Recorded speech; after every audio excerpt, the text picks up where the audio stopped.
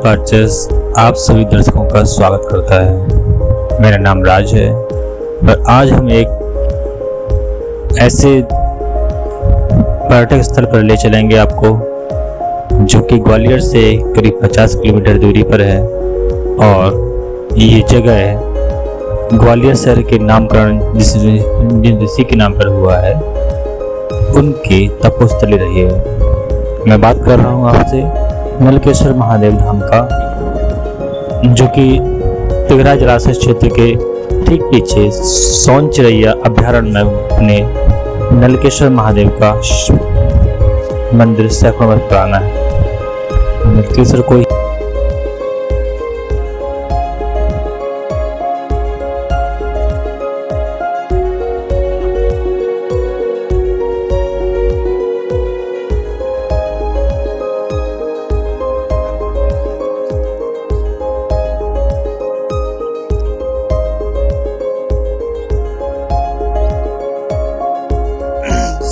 near to the Gwalior. It is about 25 kilometers and it is called the Nalkeshwara temple, famous for Lord Shiva temple.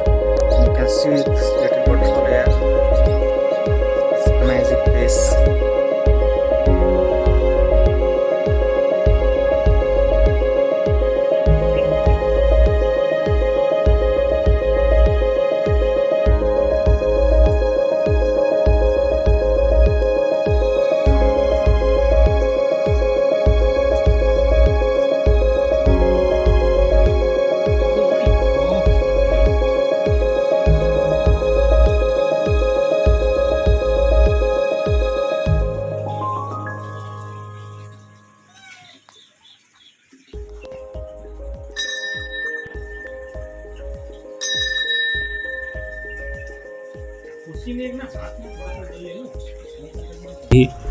ऋषि गालब की तपोभूमि भी कहा जाता है। नलकेश्वर पर्वत से निकली जलधारा को ग्रामीण गंगा माता मानते हैं और वहीं से जल लेकर भगवान शिव का अभिषेक करते हैं। नलकेश्वर महादेव के ठीक पास ही टपकेश्वर महादेव मंदिर है। इस महादेव की पिंडी पर पहाड़ से अपने आप पानी की बूंद टपकती है, जो कि 12 महीने 365 दिन हर घड़ी भगवान शिव का अभिषेक करती है। नलकेश्वर महादेव पर्वत के बीच बना हुआ स्थान है। नलकेश्वर महादेव के ऊपर एक शिव परिवार का मंदिर बना हुआ है। इसी मंदिर के ठीक पास ही पर्वतों के बीच जलधारा निकलती है। इस जलधारा से ही भगवान शिव का अभिषेक किया जाता है। नंदी महाराज का मुख बना हुआ, यही पानी जाकर के वहाँ पे बड़े कुंड में पहुँच जाता है।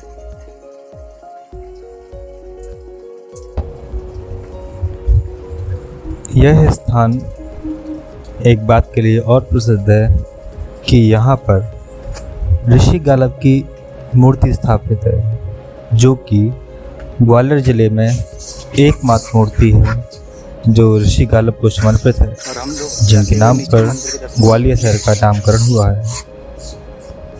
यहाँ पर जो गौमुख से निकली हुई धारा बहती है, जो आश्रम तक पहुँचती है, जो कि नलकेश्वर महादेव के लिए अभिषेक करती है, पूजा पाठ करती है, जहाँ संत निवास करते हैं। और उसी जलधारा से आश्रम के और मंदिर के समस्त पूजा पाठ इत्यादि होता है। इस जलधारा की मान्यता है कि ये गंगा की एक धारा है। एक किंवदंती के अनुसार ऋषि गालब प्रतिदिन गंगा नदी में स्नान कर तपस्या करते थे। जब वह ग्वालियर आ रहे थे तो उन्होंने गंगा माता से कहा वह अब लगातार उनके पास नहीं आ सकेंगे।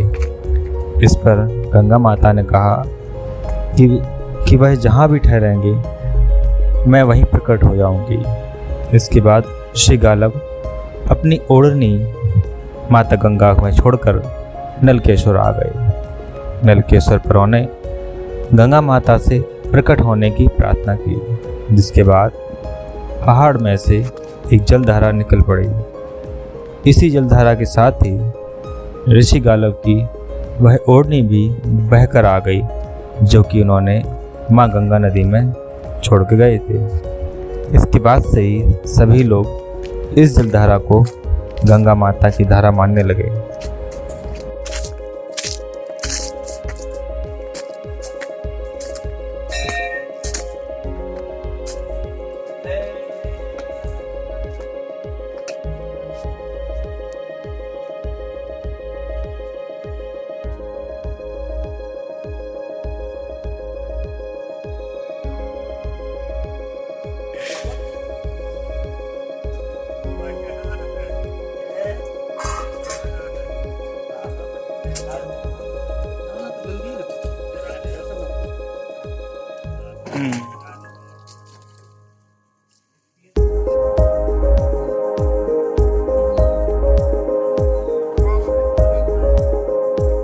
हैं? हाँ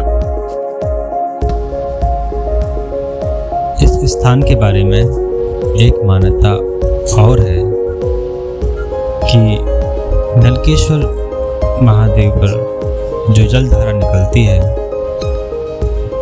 वो जलधारा ग्वालियर के किले तक जाती थी।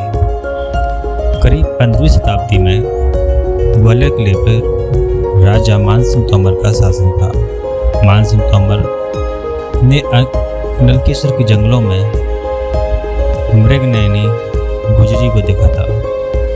राजा ने उनसे विवाह करने का प्रस्ताव रखा, लेकिन गुजरी ने राजा मानसिंह तोमर से कहा कि वह नलकेश्वर से निकली हुई जलधारा का ही पानी पीते हैं, इसलिए अगर राजा इस जलधारा का पानी ग्वालियर किले तक ले जाएं, तो वह अवश्य उनसे शादी करने को तैयार हो जाएगा। राजा मानसिंह तोमर ने गुजरी से शादी करने के लिए नलकेश्वर से लेकर के ग्वालियर किले तक पाइपलाइन डलवाई थी। इस पाइपलाइन के अवशेष आज भी नलकेश्वर पर मौजूद हैं।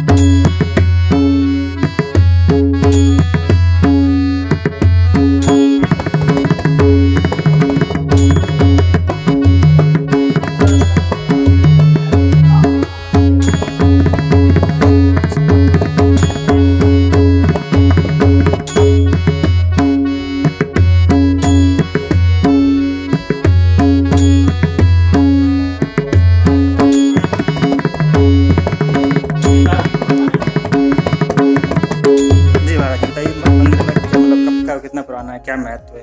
ये हमारे काल ऋषि महाराज जी थे जी। तो उन्हें यहाँ तपस्या शुरू यहीं थी। अच्छा जी।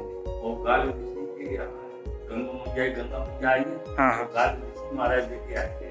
अच्छा। तो यहाँ दोनों प्रकट हुए। हाँ हाँ। ये गंगोत्री अच्छा। या तब से महादेव है। हाँ तो नरकेश्वर स्थापना हुई तो नरकेश्वर कब हुई है? हाँ। यहाँ नरकेश्वर एक दानव था। अच्छा। वो आकर के भोले बाबा ने उसको समाप्त किया। अच्छा। उनके नाम से नरकेश्वर नाम पड़ा है।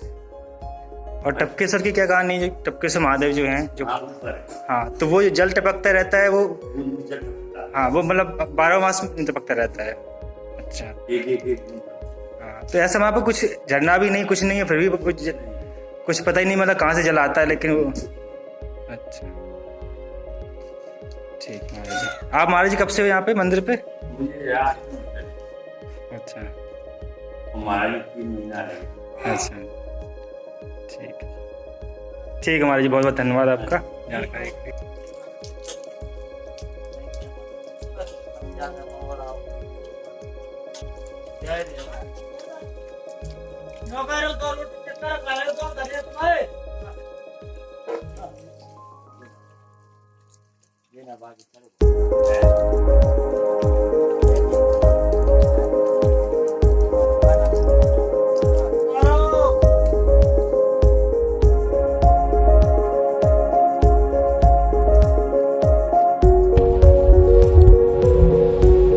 टपकेश्वर महादेव मंदिर से करीब 1 किलोमीटर की दूरी पर पहाड़ी की चट्टान के नीचे टपकेश्वर महादेव की पिंडी स्थापित है।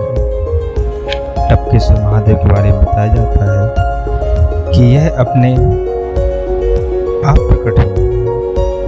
इस पिंडी पर पहाड़ी से लगातार पानी की एक बूंद टपकती रहती है, फिर चाहे बारिश हो या सूखा पड़ जाए, यहाँ पर वह पानी की बूंद लगातार गिरती रहती है और भगवान शिव का 2400 घंटे अभिषेक करती रहती है, जो कि इस स्थान को विशेष बनाता है।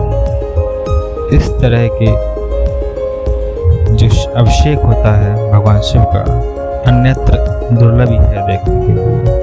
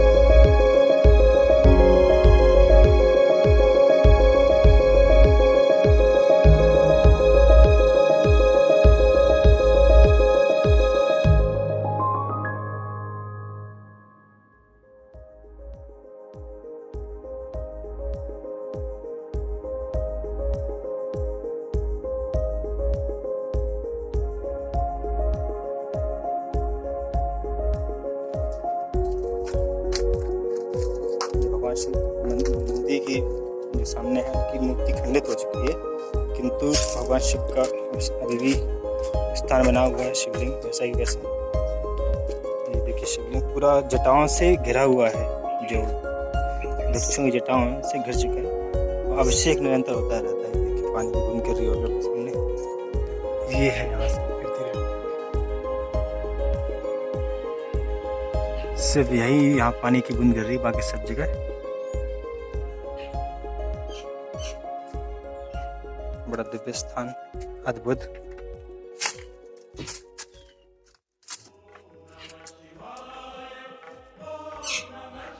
देखिए देखते हैं आदम।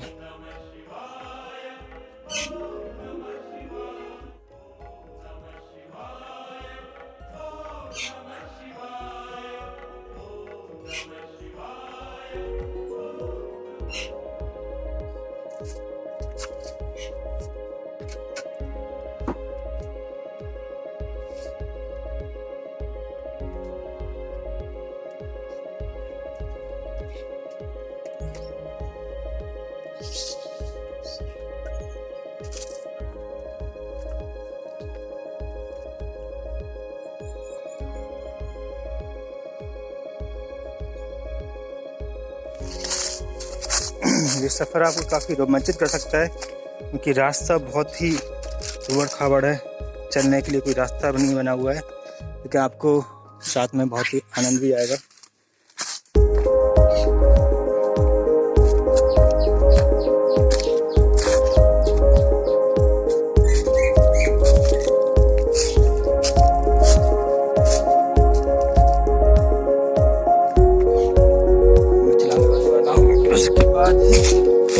बहुत ही संभल के पैर रखें, क्योंकि एक पैर गिरा था आपका और आपका मुँह जाना तय है।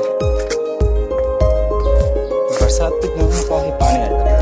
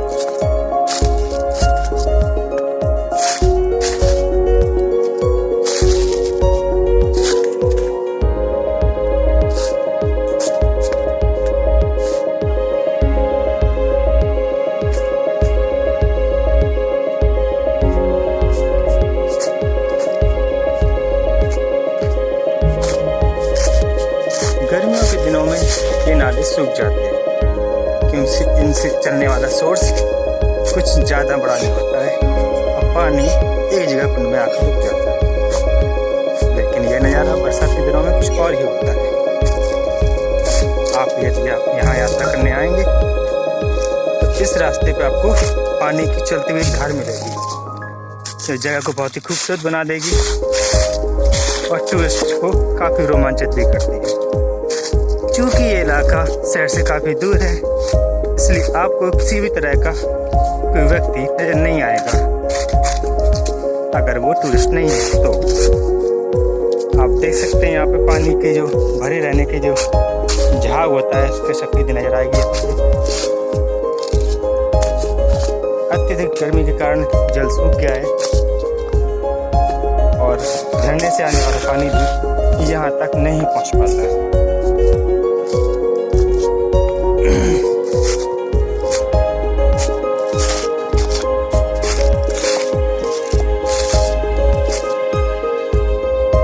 ये जगह हर किसी व्यक्ति के लिए संभव नहीं है आना क्योंकि एक तो शहर से दूर है और लोगों को इतना पता भी नहीं है। इतनी दुर्गम रास्तों के बीच में तो इतना सुंदर जगह भी हो सकती है और ये जगह मंदिरों के लिए आश्रमों के लिए बहुत ही प्रसिद्ध है।